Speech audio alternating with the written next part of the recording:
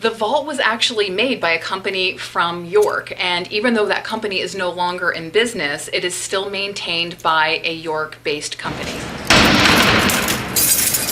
The vault was completed in 1939 at just under $600,000, and it was created for a specific purpose back in the 30s to be used to house the citizens' valuables. At that point, it was cash, securities, and weapons, and there used to be an armed guard down there.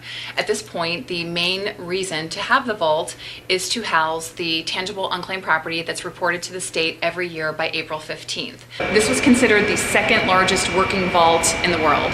400 tons of stainless steel and concrete.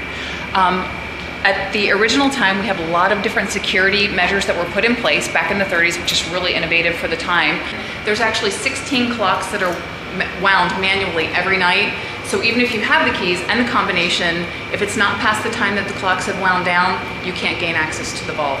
The outside of the perimeter, it's called the bandit barrier, and the concept behind the bandit barrier was to have a series of mirrors that are throughout the tunnel there to reflect off of each other, so if somebody were trying to gain access or break into the vault, somebody from the front would be able to monitor the perimeter from each side and be able to see entirely around the perimeter and the exterior of the vault and notify somebody if there was an issue or if there was a problem happening.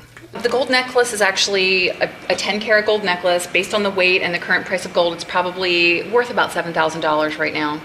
It says Willie Mays, but before we would actually sell something like that, we would have it appraised and authenticated to make sure that we're giving the correct information to buyers.